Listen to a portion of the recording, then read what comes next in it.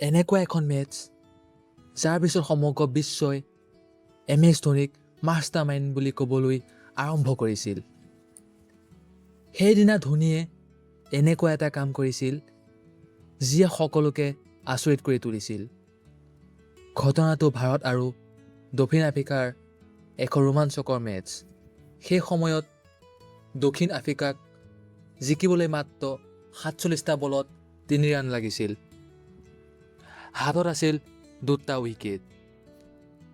সেই সময়ত সকলোৱে ভাবিছিল এই মেটছখন ভাৰতৰ হাতৰ পৰা ওলাই গ'ল।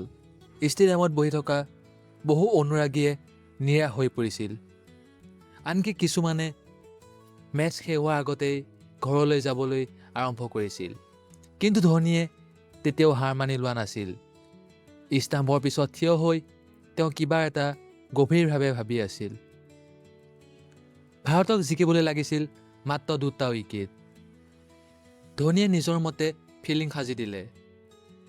তাৰপিছত বলিং কৰিবলৈ বলটো মুনাফ পেটেলৰ হাতত তুলি দিলে। মুনাফে বল কৰিলে, বেটছমেনে শ্বট মাৰিলে, কিন্তু বলটো পোনে পোনে গৈ ফিল্ডাৰৰ হাতত পৰিল আৰু বেটছমেনজন আউট হৈ গ'ল। এই এটা উইকেটৰ লগে লগেই মেটছখন সম্পূৰ্ণ সলনি হৈ গ'ল।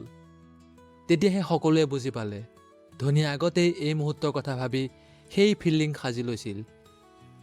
কিন্তু কাম এতিয়াও শেষ হোৱা নাছিল। এতিয়াও এটা উইকেট বাকী আছিল। ধোনীয়ে আকৌ ফিল্ডিং সলনি কৰিলে। আকৌ বলটো মুনাফ পেটেলক দিলে।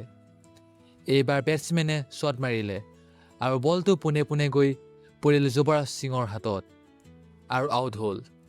সেই উইকেটটো পৰাৰ লগে লগেই মেটছ শেষ। সমগ্ৰ ষ্টেডিয়াম আনন্দত চিঞৰি উঠিল।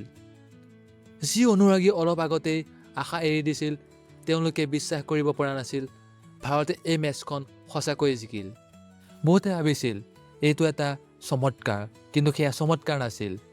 সেয়া আছিল ধোনীৰ শান্ত মগজু, সঠিক পৰিকল্পনা আৰু অসাধাৰণ নেতৃত্বৰ ফল।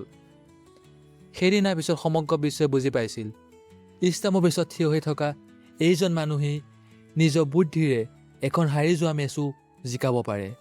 আৰু সেইজনেই আছিল ভাৰতৰ সৰ্বকালৰ অন্যতম শ্ৰেষ্ঠ অধিনায়ক মহেন্দ্ৰ সিং ধোনী।